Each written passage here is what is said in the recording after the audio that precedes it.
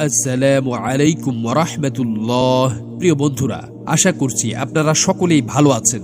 রাতে ঘুমানোর আগে আল্লাহর এই 3টি নাম 11 বার পাঠ করলে আপনি আল্লাহর কাছে যা চাইবেন, মহান আল্লাহ তাআলা আপনাকে সাথে সাথে তাই দান করবেন ইনশাআল্লাহ। যদি আপনি চাকরি চান, চাকরি পাবেন। যদি ব্যবসায় সফল হতে চান, তাহলে ব্যবসায় সফল হবেন। যদি আপনি সম্পদশালী হতে চান, তাহলে আল্লাহ তাআলা আপনাকে সম্পদের অধিকারী করে দিবেন। যদি আপনি বিবাহ করতে চান, বিবাহের ব্যবস্থা হয়ে যাবে। যদি মানুষের ভালোবাসা পেতে চান, মানুষের ভালোবাসা পাবেন। যদি আপনি বিদেশ যেতে চান, বিদেশ যেতে পারবেন।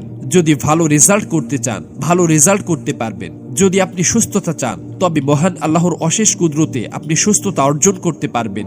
যদি আপনি গুনাহ মাফের জন্য দোয়া করেন, তবে গুনাহ মাফ হয়ে যাবে।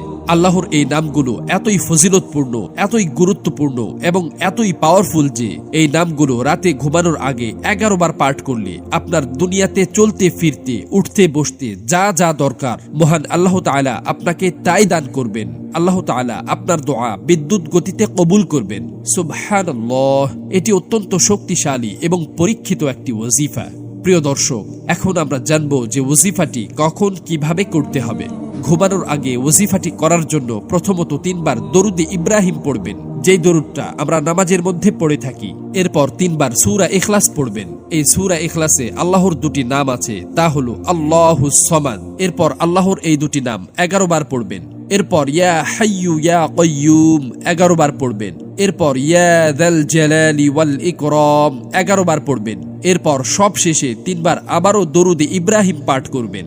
আল্লাহর এই নামসমূহ পড়ার পর চোখ বন্ধ করে আল্লাহর কাছে মনে মনে যা চাওয়ার তা চাইতে চাইতে ঘুমাবেন ইনশাআল্লাহ।